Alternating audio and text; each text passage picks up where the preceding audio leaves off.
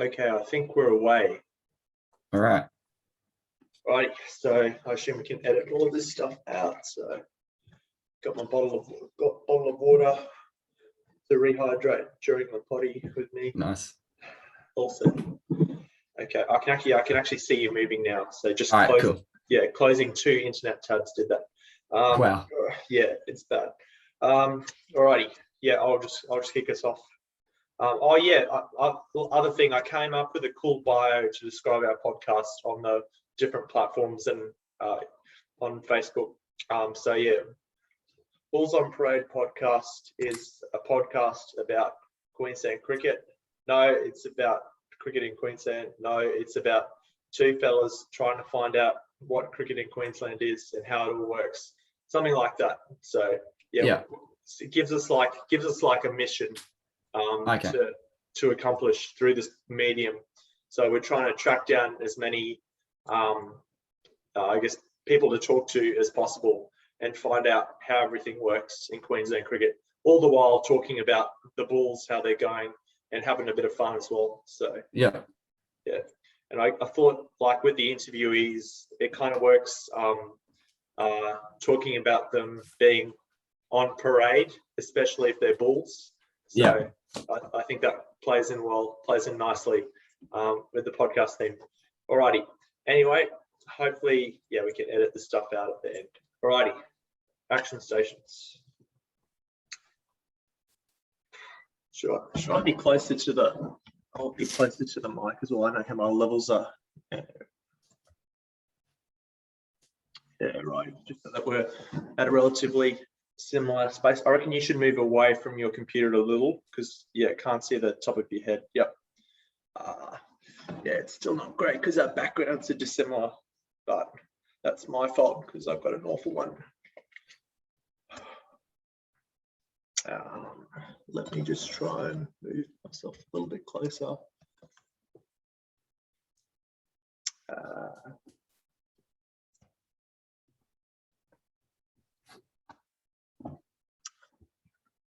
Okay, I think that works. Yeah, that'll do.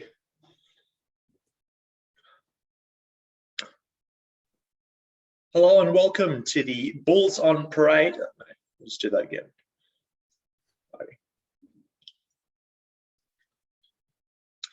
Alrighty, hello and welcome to the first episode of the Bulls on Parade podcast. I'm Max. Hello, Lachlan. A pleasure to be on, Max. It should be a lot of fun this upcoming series, I reckon. Yeah, I reckon. But what for the listeners at home, I guess, who are tuning in for the first time, don't know us very well, don't know what this podcast is because it's the first episode.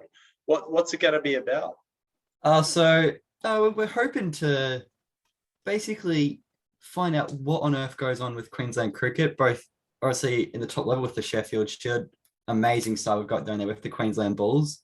Then I was looking at what's going on with grade cricket because there's plenty of interesting stories going on right there in grade cricket, particularly in the Brisbane comps. There's plenty of guys looking to come up through and generally competing for what is a very, very strong Queensland Bulls side at the moment, it must be said. And just having a bit of fun talking about cricket. Yeah, exactly. I think, well, first of all, clarification, not just Brisbane. There's places outside of Brisbane as well. In Premier Cricket, for one, we've got, Ipswich and Redcliffe have a bit of representation up your neck of the woods, Lachlan. Logan, no Logan representation, but the Sunny and the Gold Coasts have pretty good teams as well. And of course, lots of regional cricket as well. Love us some regional cricket. We've never watched any, so if you are from regional Queensland, you're listening to this potty about professional cricket in Brisbane, send us through a message somehow. I don't know. We haven't got our social media set up yet. So on one of the platforms that we will have, on Facebook, Insta, whatever. I'll give you my phone number, 0404971967. I feel like that's going to come back to bite you in future weeks. Yeah, well, possibly. Anyway, I suppose, we should get into the meat of the episode. So we've met, so we for context, so I'm a journalism student at the University of Queensland. I love cricket, love the Bulls. They're doing all right this season, aren't they, Lachlan? Yeah, they're going well. They're building on. They've got a decent start to the season. It hasn't been amazing, but they're in a solid position at the moment. I'll just look at where they are on the table now. In the Shield, they're currently sitting third. Then in the Marsh Cup, they're currently sitting second. So well and truly in both comps, potentially looking at getting a double, and obviously going back to back with the Shield after winning it last season. That was a huge effort by the lads to get that Shield title against a really strong New South Wales side last season. And yeah, we're definitely hoping they can do something similar in the back end of 2022, the 2021-22 season.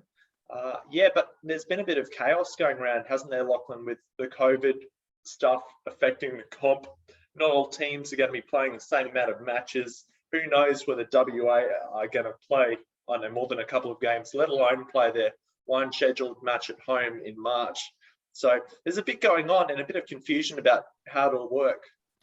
Yeah, it really is quite confusing. I've tried looking into it a bit, but I'm just struggling to understand how it is going to be, I guess, a fair competition, really. I mean, you look at WA, they're not playing a home game until the end of March. And we've currently got the Shield set, which is the week before the Sheffield Shield final set to take place. And it's going to be very interesting how they decide who, I guess, makes the top two, because the points are going to be all over the place, really. Yeah, from what we can understand, and it's very convoluted, but they've changed the point system. So it's not about the total number of points as it usually is. I know with the NRL or the AFL, total number of points you get at the end of the season from wins and losses. But because of the different matches, it's actually going to be a percentage of the points. Is that right? From what I've gathered, I believe so. I believe it's sort of similar to what they did with the Test Championship last cycle, when obviously COVID interrupted that big time. So there was plenty of different teams that played different amounts of series. So they had to do a percentage, I guess, in the team with the two teams' best percentage, then made the Test Championship final. I think that's what they're going for. But even it doesn't sort of have that fairness feel as such. It's just really unusual to see something like this. It's really strange, to be honest. And full credit to Cricket Australia for, I don't know, this feels like the bare minimum, but at least getting the comp up and running again. Yeah. With all of the COVID that's flying around, that wasn't here at the start of the season when we were basically still in lockdown as a nation. But things can change very quickly in the times that we live in, and with cricket more than anything else. There's an Ashes series over and done with now. That was a bit of a damp squib. Yeah, a damp squib, not a squid. It's a squib. And yeah, the Sri Lanka series still upcoming. I hope that we aren't going to be losing any players. Has there been any news so far? We're recording on Monday. When's the first match for that, Lachlan? I'm just searching that up now. Yeah. Because I know I've seen already that it's been confirmed that Jai Richardson's not going to be touring, because I think he's being rested or something like that. Because did he pick up a knock during the Ashes or something?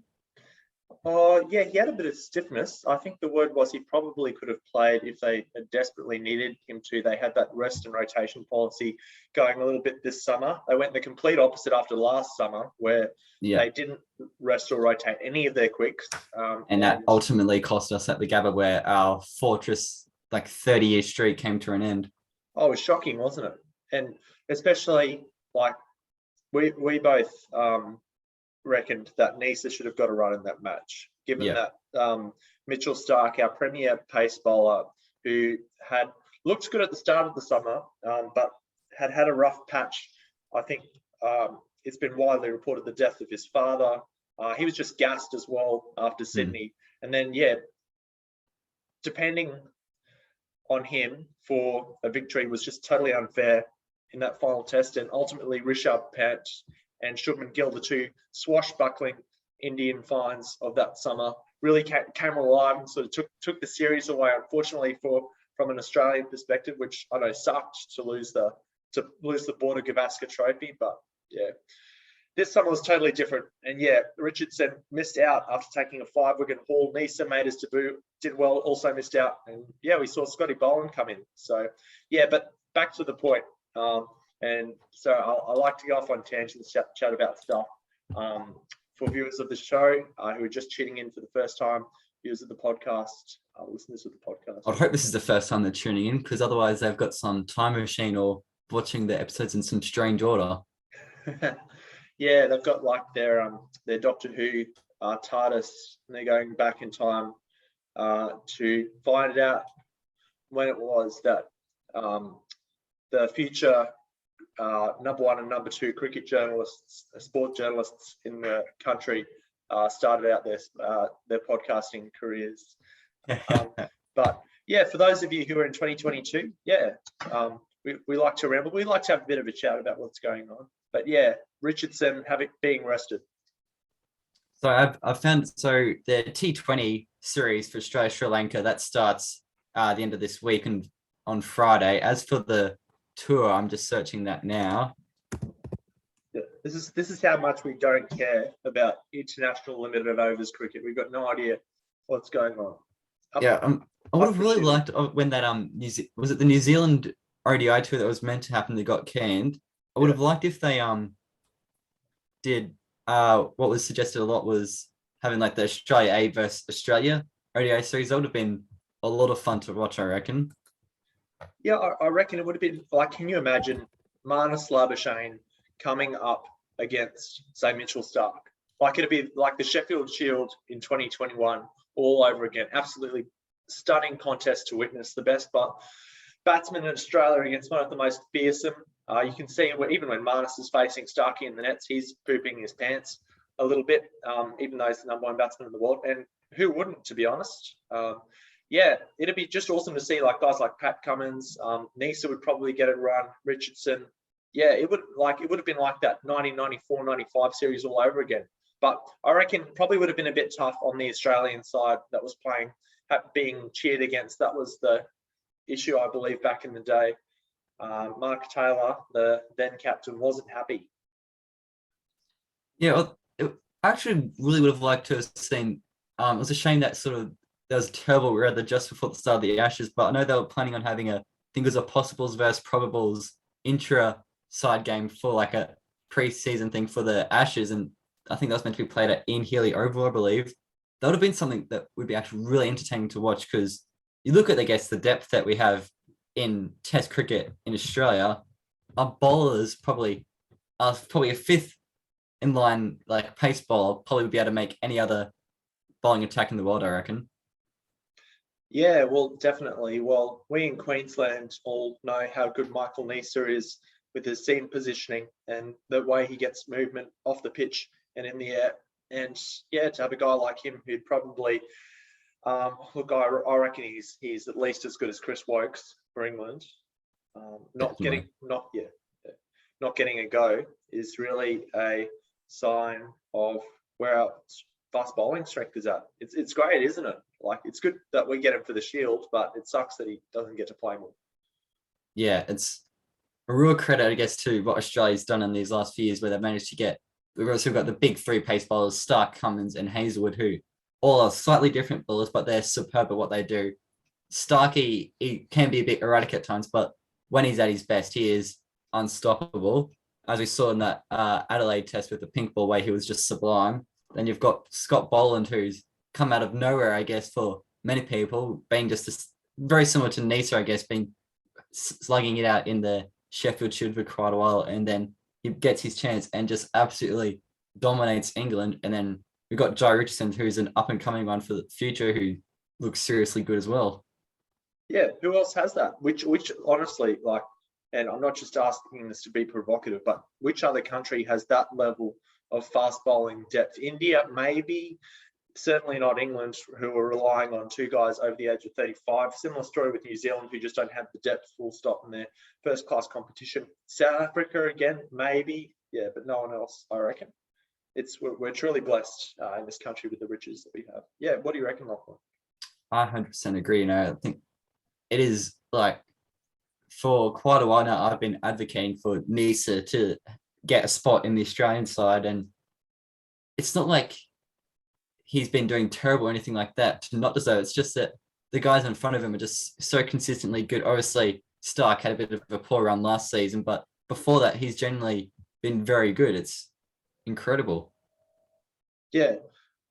And to see the way a guy like Scott Boland, who's been toiling away for Victoria for years, can just come in and tear England a new one in the Boxing Day test was, a real surprise to see, first of all. But I guess it shows the strength of the Sheffield Shield competition that people probably haven't been paying as much attention to at Cricket Australia and the wider public as they should. But yeah, to see a guy like Scott Boland is a real testament, come through is a real testament to that. And to, the conversation he had with myself on the hill at the Ian Healy Oval at Norths on December the 17th, 11 days before he got picked.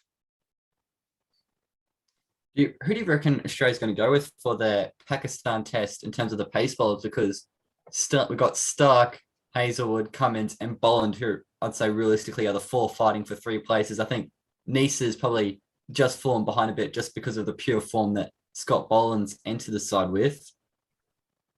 Yeah, well, as the totally unbiased Bulls on Parade podcast host, I would advocate for a selection of Swepson, Nisa, Steketee, Wildermuth, and Peter George. But in all seriousness, Lachlan, you're meant to laugh. Oh, I wasn't surprised I was coming for you. I was like, as soon as I heard Swepson, I was expecting Matt Kuhneman to get a shout out from you as well. I thought you might go with the two spinners. Yeah. Oh, sorry. Yeah, no, Kuhneman can play ahead of Peter George, who's busy making no balling detection equipment these days. But yeah, it's a tough one. I reckon, honestly, yeah, same as in Australia, you go Stark, Cummins, Hazelwood, line. I think it's as simple as that if they're all fit. Yeah. So moving on from that, talk about the upcoming Pakistan tour. So currently this week and the week ahead, Queensland have got 2 games against New South Wales. We got the Sheffield Shield starting back up, and that is against our rivals New South Wales. That's starting on Wednesday at the Gabba. I believe it's the first time that we're playing them in Queensland since the Sheffield Shield final. Am I correct in saying that? I reckon you are, and I reckon it should be another very good contest. I'm really hoping that we get the full complement of players who aren't taking part in that 2020 series. I'm hoping that they give guys like McDermott and Big Bash specialists a run in the T20 squad so that we get to see our Red Bull guys get a go before they go over to Pakistan. Smith is likely to come if he's not picked. My sources in New South Wales, my one source who loves domestic cricket, who's a Tigers fan down there, surprisingly not a Blues fan, but he watches the Blues matches and he says that he reckons that Warner is unlikely to make the trip. So that'd be a bit of a disappointment because we do love seeing Davey up here. He didn't play at all in the Shield season last year, did he? No, he didn't. I think to be fair, he might have had an injury complaint at that point. That's right. I remember that because I remember he was in sublime form just before the test series. So like in the one day as he was seeing the balls like watermelons or beach balls. And then I think if my memory serves me correct, he picked up an injury fielding and just sort of nursed that for a couple of tests and didn't come back until later. Yeah, wasn't as sprightly as he was before. He's normally, quite quick between the wickets, but like a gazelle. But he, was, well, isn't his nickname is the Bull, isn't it? The Bull, yeah. Davey, yeah. I think he was definitely acting like an old rundown ox that had, I don't know, been attacked in the leg. Because I don't know if that analogy works, but in those third and fourth tests, he wasn't running as well between the wickets as he had been before.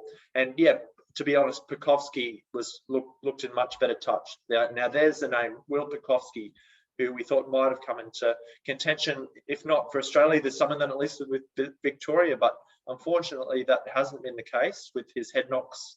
The man just seems to have the ability to injure himself in every poor which fella. way possible. He's just had no luck. Like, I remember he originally, I think, missed out early on last summer on getting caught up because he picked up an injury. Then he managed to get his chance. Then after that, just before this summer, he picked up another head knock. I think he's had like 8 or 9 head knocks now or something. Like, extremely high number for someone who plays cricket. It's quite incredibly unlucky. Yeah, and it's a real concern as well. Like we're seeing all these cases in football, gridiron over in the States. NFL. Ooh. In over here as well with union and league, there have been a few. AFL, there have been a couple, I believe, cases of concussion playing a role in probable role in Alzheimer's and dementia. The Penrith captain Roy Simmons has been diagnosed with Alzheimer's. He did have several concussions throughout his career. There's no confirmed link there, but you'd hate to see that happening to a few of the cricketers as well, especially a guy who's had 9, 10 knocks in his fledgling career so far, and he's only, if he stays at this rate, he's likely to get about 50, 60 if he retires at 36, 37. So it's not looking good for a long-term career. But yeah, look, we wish him all the best from an Australian perspective, and even from a domestic cricket fan perspective. It's a real shame not to see him back like he does. Yeah, though he made his return to Premier Cricket, didn't he? Like last week or something? Did I think so. See? Yeah, in Victorian Premier Cricket. Yeah, he was. I don't think he did amazing, but it's just good to see him getting back out there, get his form back, and obviously he's now gonna have to fight with the likes of Khawaja, I guess, to get that opening spot, because like Marcus Harris, now that Lang is gone, I think it's going to be a lot more difficult for him to solidify that second opener spot alongside Warner. What are you saying, that his selection was purely down to his relationship with Justin Langer?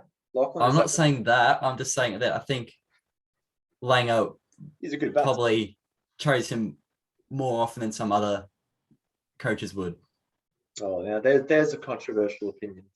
Well, thankfully it's Bulls on parade and not Bush Rangers on parade. So we can bag out Marcus Harris all we like, I'm sure. And there's only a couple of listeners who'll be even mildly annoyed.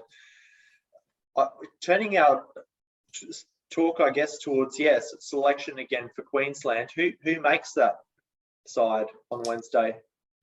Well, so assuming that Schwepson's in the T20 side, I'd assume he'd be like the backup spinner. I'd say we'd go with Kuhnemann for our main spinner, because he has been in like incredible form in the Shield in the first half of the season before the break when they had the Test series. I just look up his stats, and I think he's got like 20 wickets or something like that. He's leading the wicket taking for the series so far.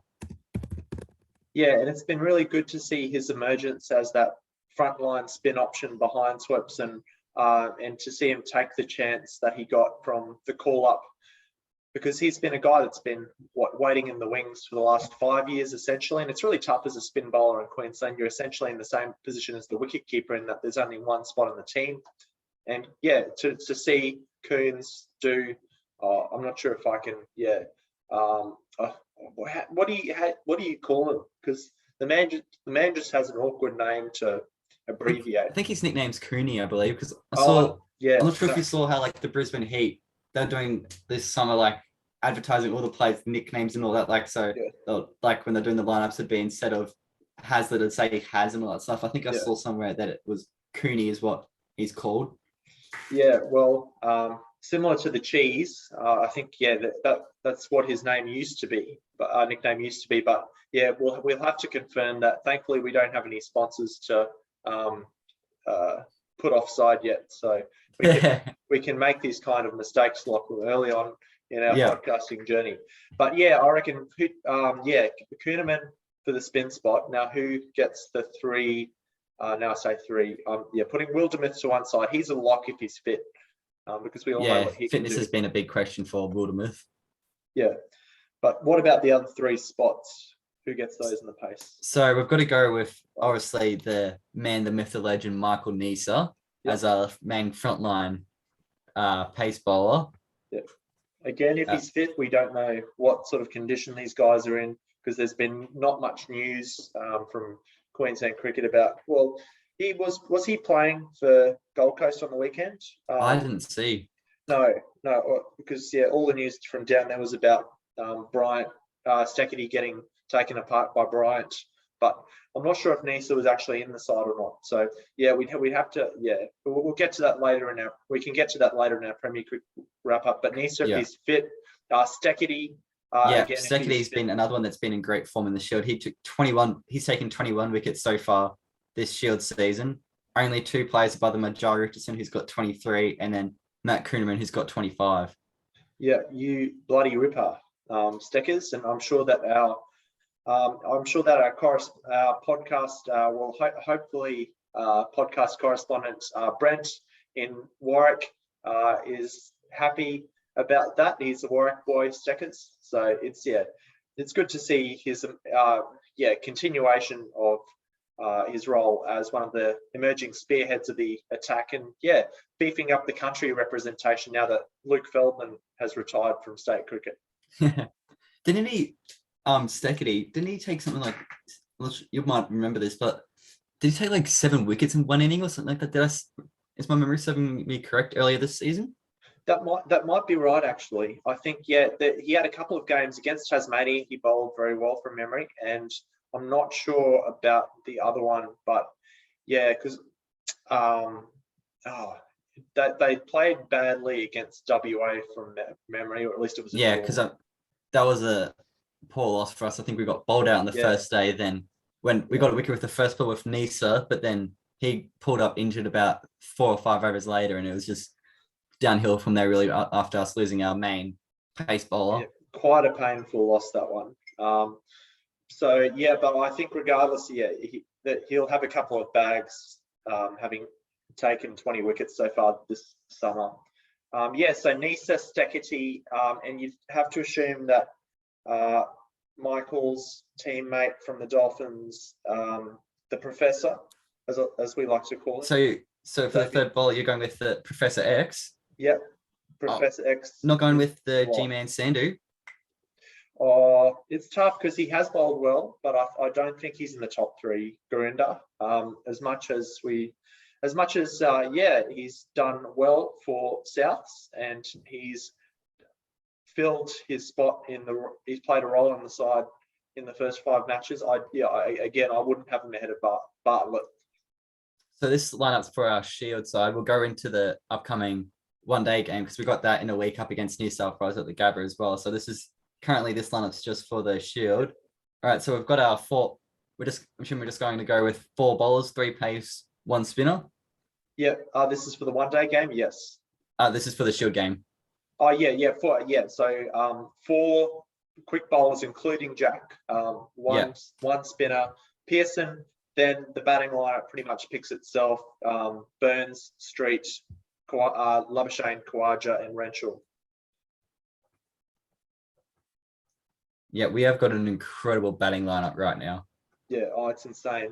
I think, probably the best we've had since the golden generation, that golden era of players in the late 90s, early 2000s. I think they'd be up there. Not quite as good, but the best we've had since then. Definitely a long time. Because you look at this current lineup, and just for argument's sake, we'll swap Kuhneman with Schwepson. Yep. Like basically, this is our full strength side, more or less. We'd have Burns, who's a test player.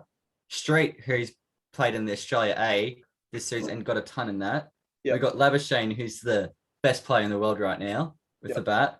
Khawaja, who's come back into the test side, got those twin tons. Renshaw, a former test player. Currently, he got selected for the Australia A, didn't he? Yep. Pearson, who's sort of just lurking in the background, I guess, for the wicketkeeper at the moment. I think we'll stick with Carey for a bit. Then probably after the upcoming subcontinent tours, that's when, depending on how well he goes, that's when him or Inglis could potentially get a look in. We've got Wildermuth, who's a decent all-rounder, but he's outdone by the person who bats below him, Nisa, who's just an absolutely incredible all-rounder and great with the ball. And obviously now he's also got his first baggy green cap as well. Yeah, that's right. And yeah, got Swepson soon to have a baggy green cap, you'd think, at some point in Sri Lanka or India. And the other two as well, Bartlett is definitely future limited overs international. Yeah, I and then believe. Steketee, who tore it up in the Australia game, I believe. Did he get a fifer in that game? Yeah, he did. And he got picked in the Australian squad for that aborted South African tour last year. That I really wish had gone ahead. Honestly, I reckon Cricket Australia were a bit soft on that cancellation, given that the Cricket South Africa had really pulled out the red carpet for them. It meant we got to see everyone in that Shield final, which was. That was going to bring me to the next point. Obviously, the two of us actually met at that Shield final. I was there doing some filming for my own journalism assignment and was planning on interviewing a couple of the people from the crowd, because it's an incredible crowd. I think we had over 2,500 people each day there. 2,000 on the first day. Then they had to increase the capacity after that because people just kept rocking up at the gate. And on the third day, people were getting turned away. It was a very jovial atmosphere, and that's the most fun I've ever had watching Shield match. Just having the Queensland cricketing public come out. Wasn't much marketing, but people just knew that this was a good opportunity for us to knock off the Blues finally in a Shield final for the first time, and to do it with our full strength lineup and against their full strength bowling lineup. So actually quite incredible, because I'd say we probably had the best batting lineup in Australia up against the best bowling lineup in Australia. Well, obviously the best bowling lineup in Australia. It was literally the Australian pace bowlers and Australian spinner. Yeah, except for Cummins, and the guy they had in was Trent Copeland, who had played cricket. Copes, better known as a Channel 7 commentator these days. But and Sean Abbott as well, I think, batting at 7. That's right. Yeah, so it was just an incredible battle. That watching Marnus knock off what should have been a double 100. Unfortunately, he just fell short, but it was definitely one of the best knocks that domestic cricket has seen in a final in recent years, in a match where everyone else struggled to make it past 30 or 40.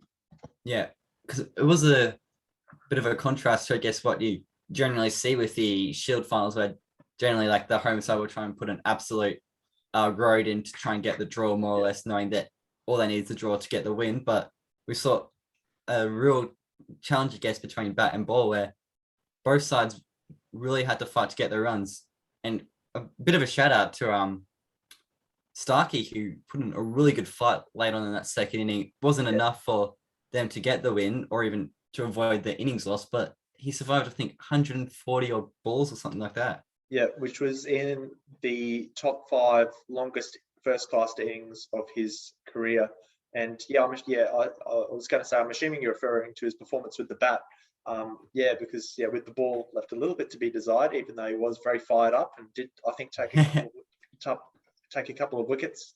Would recommend watching his battle with Bryce Street on, I think Fox Cricket still have that up on their highlights page from last summer. Absolute super clash. And the batting performance in the second innings, with a little bit of help from his batting coach on the hill at fine leg, it was great to see Mitchell's progress throughout that innings, and I was really impressed at the way he's continued that through this summer as well, putting in some great figures with the bat in the Ashes series just gone. So, really hope to see him back for the upcoming match, and it'll be good for the crowd as well, I think, having the Test players in. So we'll see. Moving on to Premier Cricket, because we want to find out what's going on in the levels below as well. Like, who are the future Bulls, Lachlan? Who's coming through? We've got the performances of the week. At the moment, we've got an absolute gun in Sam Trilloff, who for Western Suburbs. I think is Western Suburbs is that who he plays for? Yep. Yeah, he's been tearing it up. His innings so far this year: 134 not out, 136 not out, 113, 71, 163, and 219 he's got in their 2-day games. and 97 on the weekend as Oh, so well. you got another. Yeah, out at Ipswich, out at the strip there at the Baxter Oval. So it was a tough performance that knock as well. I was out there watching him bat, and it was a real struggle to get it off the square. The outfield was very lush after all the rain we had during the week, flooding down in Logan last week, and Ipswich copped, I know, like 100 mils as well. So he was hitting these lovely timed shots, and they were only getting about halfway to the boundary for singles and twos. So to sort of grind his way through almost the entire day on a slow pitch, I would say, was a testament to the form he's in. Yeah, and unfortunately for him, there's so many guys still above him, I guess, in the ladder to get that Queensland spot, because you look at our batting lineup that we have: Burns, Street, Labuschagne, Khawaja, Renshaw. Yep. Obviously, there'll be times when a couple of those, Labuschagne, Khawaja, will be out with international duties. But even then, you've got the likes of Hazlitt, who has been in pretty decent form generally. Obviously, he's much more of a one-day specialist where he averages 50 with the bat, but he'd be probably brought in. Yeah, decent in Shield as well. He's made, I think, 4 tons in his career. So he's Something a guy, like that, yeah. A guy you can depend upon. And below him, well, they tried Maxi Bryant in the Shield. I don't think it was a very successful experiment, but No. they might be willing to go back, especially after his performance on the weekend. Did you see that? He absolutely tore Valleys to shreds. I think it was, Secchi was getting hit at 8 and over.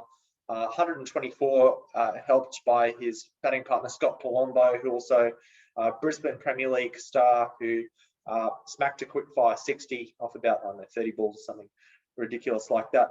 But yeah, if Bryant can do that against a state level bowler, I guess he is keeping himself in the mix. But you'd have to think that Truloff would be ahead of him now after his numbers. Where is he in the batting order? Is he generally like opener, top order? Middle? Oh, Bryant, not sure actually. Bryant. Yeah, not Truloff, sorry. Truloff, number 3. Number top 3. order. Yep. So definitely, a replacement if Burns or if Labuschagne or Khawaja get injured, I'd say Truloff might come in at 4, and Khawaja or Labuschagne would bat at 3, depending which of them was still on the side. And Hazlitt probably be middle to lower order. Yeah. And Bryant in red ball cricket, probably low, middle to lower orders as well. Yeah, he is a curious case, that guy. I mean, we've seen, obviously, many people listening to this would have seen him from his time with the Brisbane Heat, where he seems to struggle to get going, but then the days when he does start finding the middle of the bat, he's just sublime. But they're just so few and far between for him.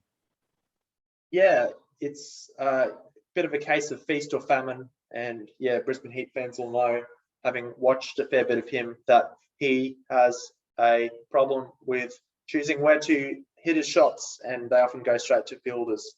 So I think, in red ball cricket, he could be a bit of a liability. But then again, he's a bloke that Queensland cricket have clearly backed in as a long-term project player. And I think that he will probably get a go in red ball cricket at some stage in the future. If not for the next 2 or 3 years, then after that, he'll come in down the track. But as for now, Lockie Pfeffer's another one to mention as well from Valleys, a great batsman at Premier cricket level. Very solid with the gloves as well. Yeah, as we saw in the Big Bash when he was the COVID player that came in for Jimmy. It's quite good to see him, because he's been sort of a fringe player, like as a backup replacement guy for the Heat for probably the last 3 or 4 years, I'd say. Never actually got his chance because Jimmy's never been called up or picked up an injury. He's just always been the keeper for us. But it was good to see Faf get a go. He's played a couple of Shield games, hasn't he? Yeah, I think more than a couple, and he's done okay. But he struggled to go on with starts. So he's a guy that would be in contention for a top or middle order spot again in that group of 3 or 4 below the top 6. He would come in if there was an injury or a call up. But any other performances that were noteworthy or we should mention? Not from what I can remember. Obviously, Truloff really stood out for me, just his form that he's been in, I guess, that really knocking on the door to get a selection, but then I guess it's a very similar case to Michael Neese in a way. Neese at state level at the for Queensland Bulls in the Sheffield Shield been just constantly picking up regular 3, 4, 5ers, putting the ball in the right spot every time, making it really difficult. But it's just unfortunate that the guys in the next level above him that he's trying to get into are just so good. And same with Truloff, like he's doing so well in grade cricket, but then you look at the Queensland batting lineup and it's hard to see him getting in on merit more or less without one of those guys either having to like pick up an injury or be out doing like international duty more or less. Yeah, it is a bit unfortunate. One player we probably should mention for his performance on the weekend is Steph Muller from Redlands, who notched up, I think, about 142 from memory against Toombul. They were playing up there this weekend. A guy who's been sort of trained under the wing of Marnus Labuschagne there, another South African from the community down in the Redlands. Pretty small bloke, but a guy who can hold more than hold his own against the best in Premier cricket, and a talent to watch for the future as well. I imagine if he can keep this up, second 11 honours might be coming his way.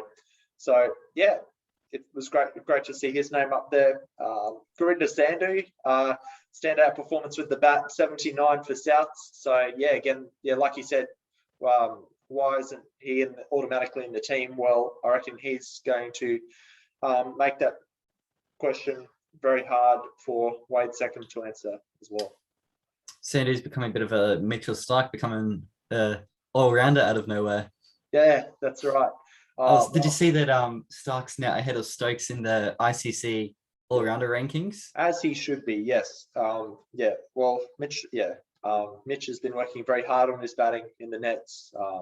We've spent a lot of time trying to fix up those areas of his game that were perhaps lacking before. And yeah, it's really paying dividends. And I think as you've seen in the Ashes, and you will continue to see on Pakistan, where he's had some success on the subcontinent in India in the past. We'll hopefully see that in the future. So yeah, it's good. So you're definitely taking full credit for his batting performance after your advice you gave him from fine leg. 100%. It's all about motivation, and it's about trying to find those psychological levers to press. You know, what motivates a player? What do they want to succeed in? How do they want to leave their mark on the game? You could say. So yeah, for more amateur psychology lessons, follow the Bulls on Parade podcast on Spotify in the future. I think we've wrapped up Premier Cricket pretty well. Yeah. And obviously the big news coming out of, I guess, Australian cricket is what happened over the weekend with Justin Langer's resignation. Yeah. I'm keen to hear your thoughts on this. Well, I'll make it quick because I don't want to drone on for 20 minutes. I'm sure everyone's tired about people giving their opinion. Everyone seems to have his or her or their dog's opinion on this issue. Much like Celesting the test side. Yeah, exactly. Yeah, everyone likes to have a say, but I think the story from the players' perspective sort of speaks volumes, and that they didn't feel like they had a voice. That Langer was a bit sort of hands-on in his approach at times, a bit hands-off at others. Didn't really find the mix very well. Again, the most success they had was where he did take a more hands-off approach, which I suppose says something about what the view Cricket Australia were taking into the contract negotiations. Oh, look, yeah, you've done it right, but it's coming after we had to have a talk with you. I think honestly, the 6-month contract thing, a little bit insulting perhaps, but really the only thing they were going to do besides that was give him an ultimatum. And I suppose they wanted to at least give him the chance to stick around for the title defence and get a good send-off. The real thing that has got me questioning with all this is, what role does a cricket coach actually have, I guess, in how the players perform? Because obviously we know the batters, they've got the batting coaches that help improve them with the batting, and the bowlers obviously have the bowling coaches. My real question is, what impact does the actual coach himself have on the performances that happen out on the pitch? Yeah, it will. I think that's the question a lot of people are asking is, okay, what did he actually do? Like, what was Langer's achievement with this team? I think in the first year, building it back up, sure, but after that, what's he actually doing with the players? And I think, yeah, maybe the players were asking that as well. Like, is this guy, he's legend of Australian cricket as he is he the best guy to bring the best out of my performance? And I think the answer a lot of them came to, especially the senior players, most of whom happen to be from New South Wales, which has sparked a few conspiracy theories online about the talks they've had with he's had with Cricket Australia, and the influence behind the scenes there.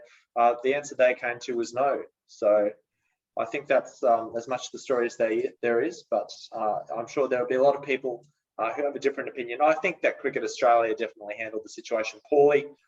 They've handled it poorly for a long time. To let it get to the point where players, or it appears, felt they had to get their message out through journalists. I'm sure they don't. I don't know.